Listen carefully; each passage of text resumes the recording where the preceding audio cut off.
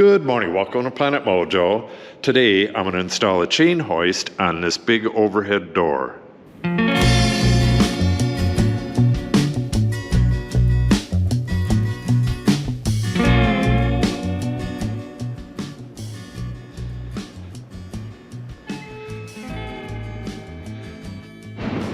Holy moly, we have like 40-mile-an-hour winds out there. It's the middle of winter, it's not that cold out, but those winds are insane. Okay, this unit is a Fehr 4-to-1 reduced drive. It's a CH84. I'll show you what the 4-to-1 reduced means. This has a sprocket. The chain goes through here and here. The chain hangs out like that.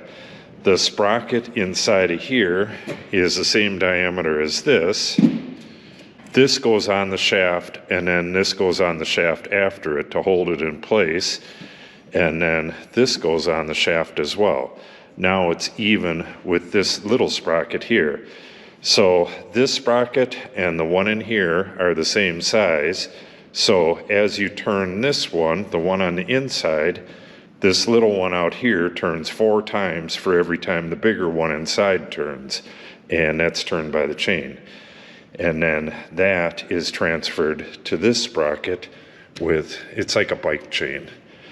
And your chain comes on this handy carrier.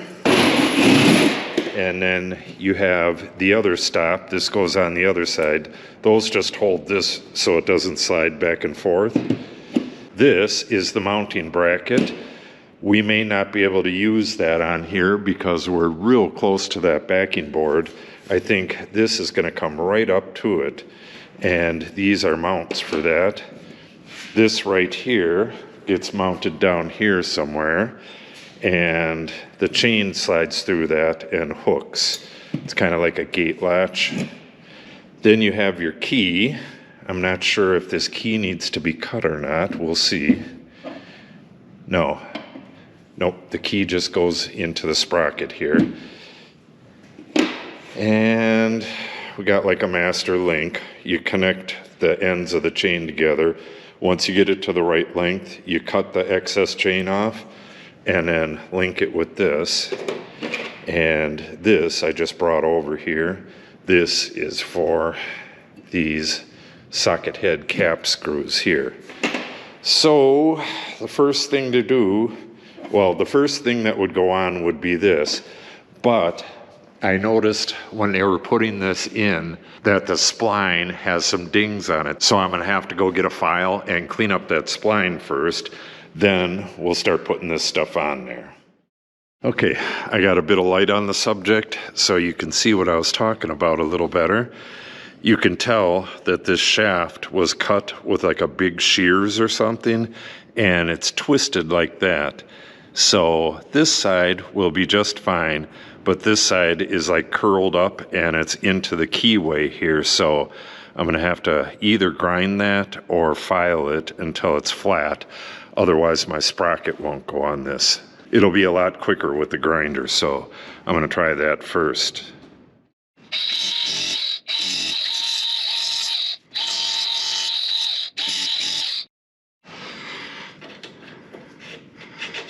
Okay, that's fitting in there real nice now.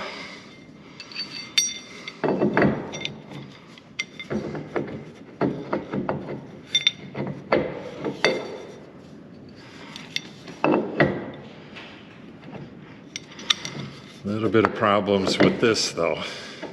Okay, I'm gonna have to do a little more work on this to get this on there.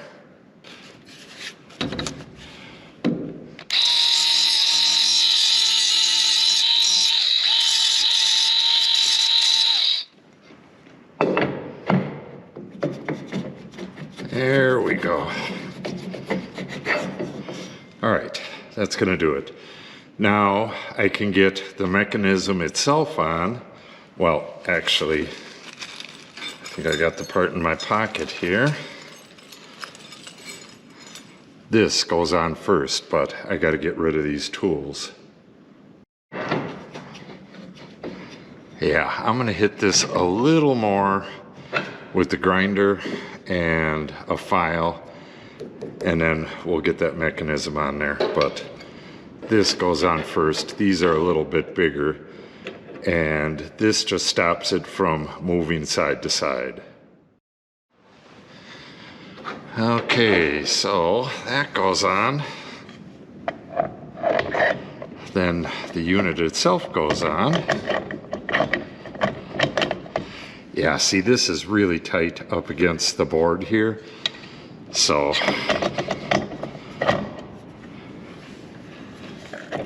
I'm not going to need to use a mounting bracket, but I will probably throw a shim back here and then attach the shim to the wood. I'll show you that in a little bit.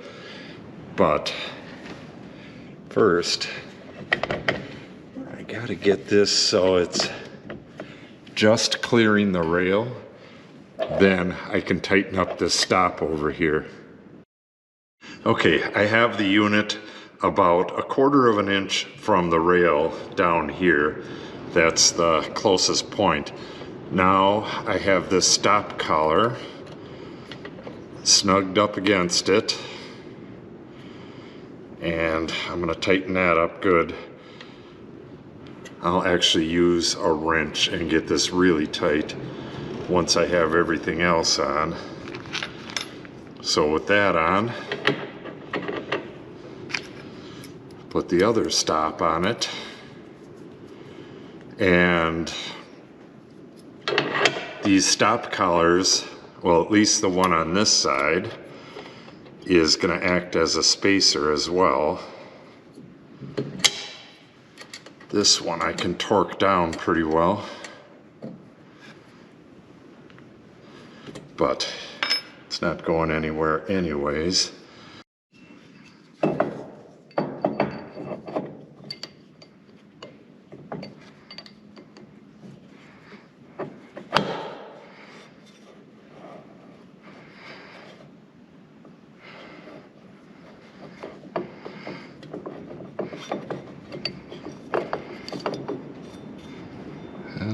I almost lost the set screw.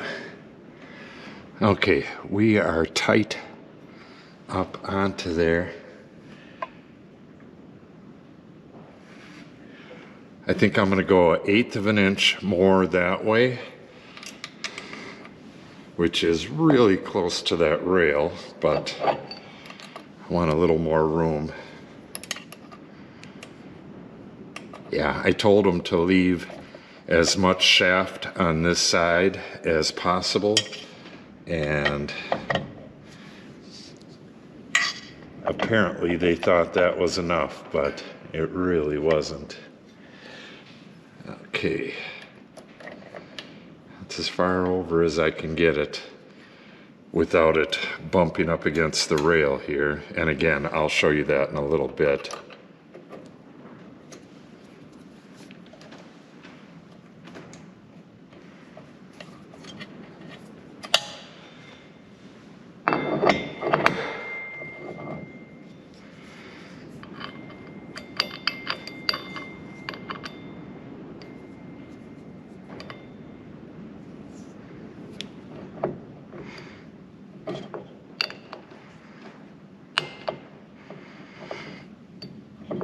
I might have to do a little... Okay. The slot in this sprocket is kind of sloppy, so I'm going to have to file that as well. I brought a file over here to file on the other part, and it just barely fits in here. Yeah, it was real sloppy in here.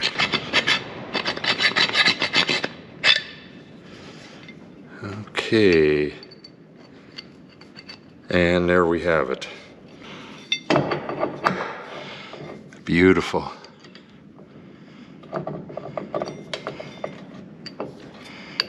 Yeah, I wish this was all the way on, but there is no way it's gonna do that.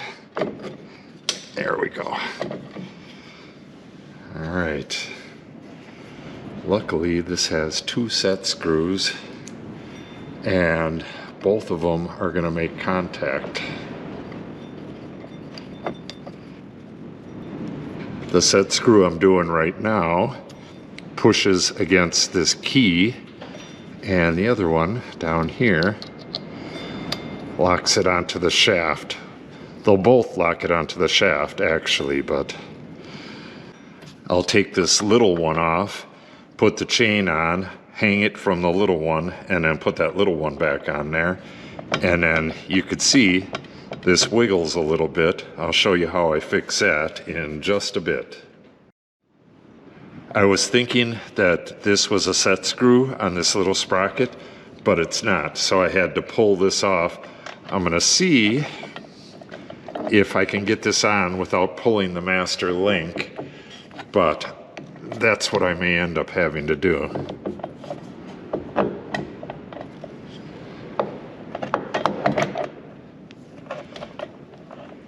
Okay, I'm going to have to pull the master link on the chain and get it on that way.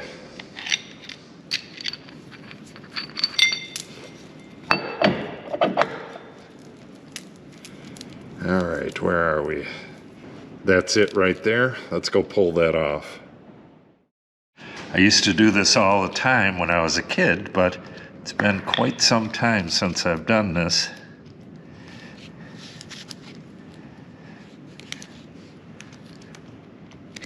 I believe used to just put the screwdriver on it like that and then tap it a couple times. Yep, that was it. There it is. Okay, then you take that side off, and then bada bing, bada boom. All right, let's go put this on. Okay. Yeah, this is gonna come really close. I wanna get this chain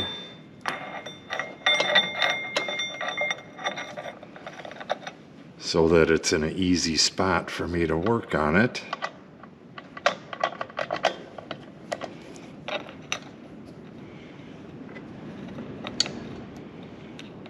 I did not want to do the master link. It's just kind of a putz.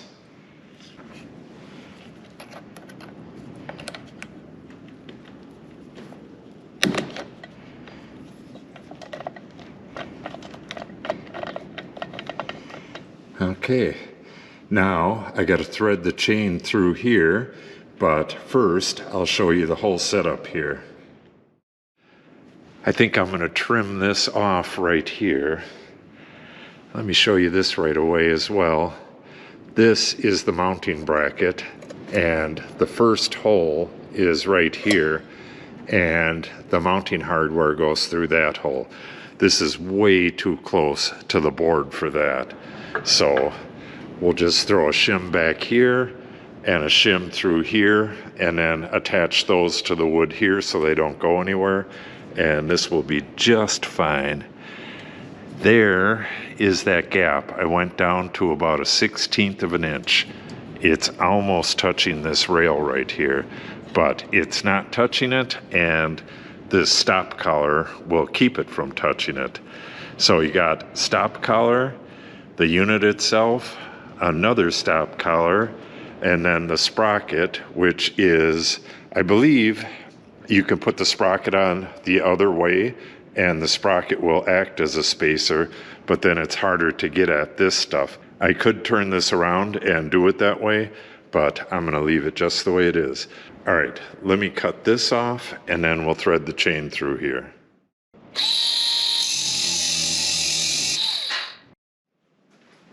Okay, now for the chain.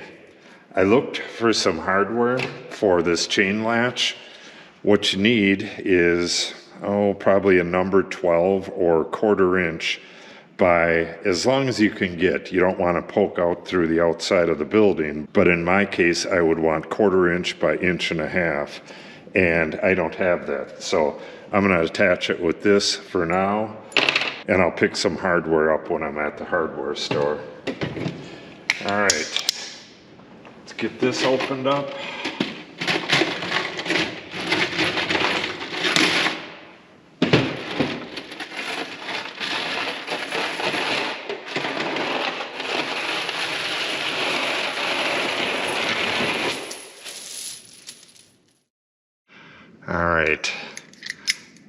This is the handle that was holding the chain.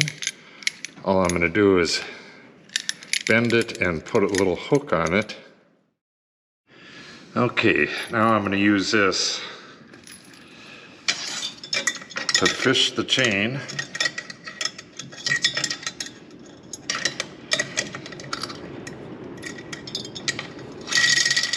Up through this side.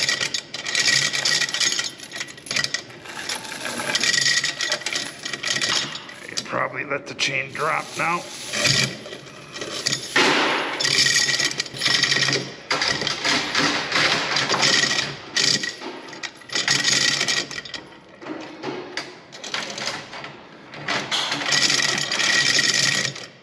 What I'm doing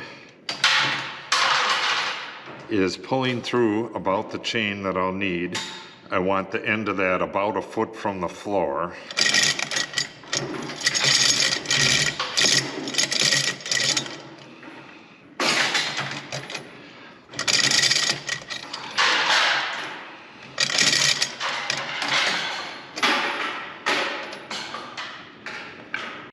Okay, I measured. This chain was about a foot from the floor, and I'm not exactly sure why it's supposed to be like that, but that's what the manufacturer recommends, so that's what I'm going to do. Now, I'm going to grab this other end. I have this wrapped around the rail here.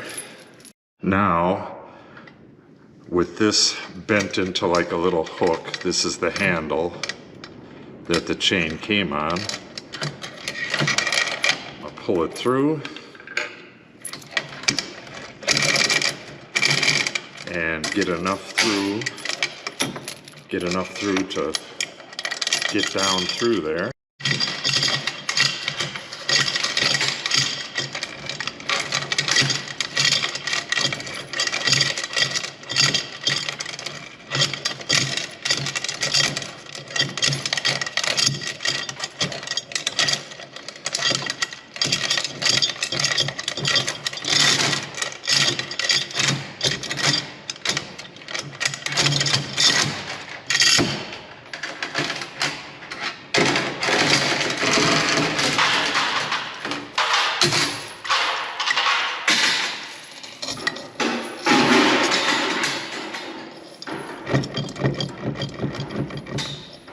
Beautiful. Now, I'm going to get a shim behind here.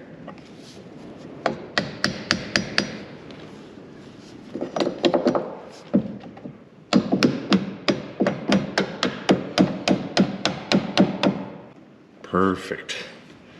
And I'll just screw that shim in place with these panhead screws, and that should do it. Then the rest of the work is down there.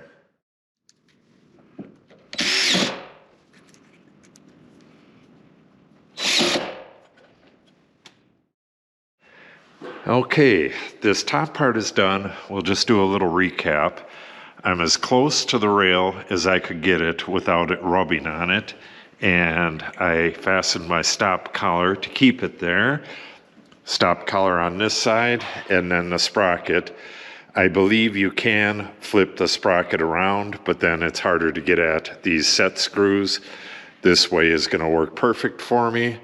I have a shim holding this real nice and tight. I mean, that's really good.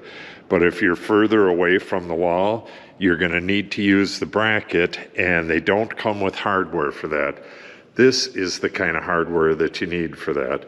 I believe that these are 1/4 inch spacks, but any 1/4 inch by 1.5 with a wide head like that is going to work. All right, now I'm going to go cut the chain to length, connect the two ends, and mount that catch.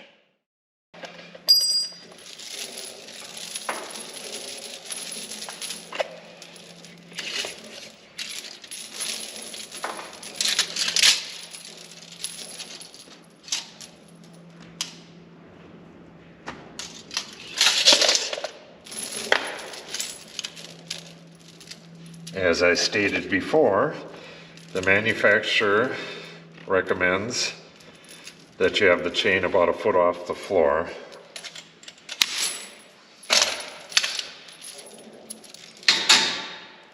And we have our little link. Put both the ends through. I'll see if I can do this with the vice grips, but this works better with 2 pliers.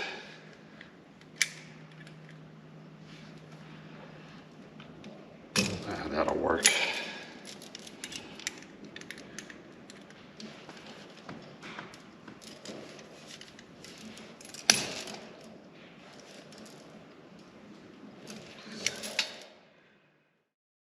Okay, now for the catch. And like I said before, I'm going to use some screws on this temporarily, but they're going to get replaced with screws that look a lot like these. And on this, they're probably going to be about 2 inches long because I can go right through this board on here. But this basically goes like that. Let me get this on and I'll show you how this thing works.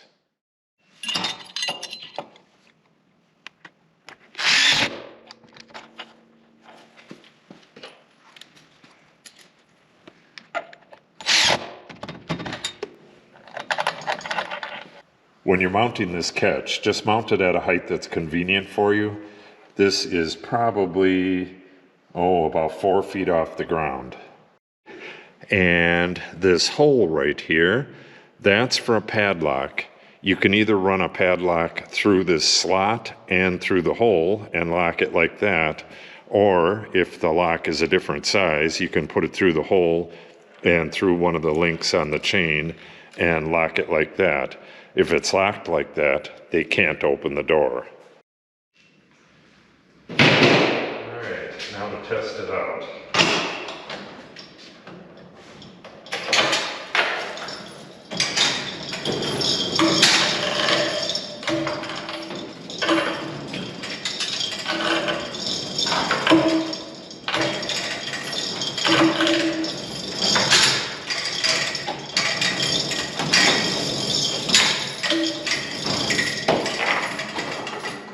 Beautiful. All right, do it the other way.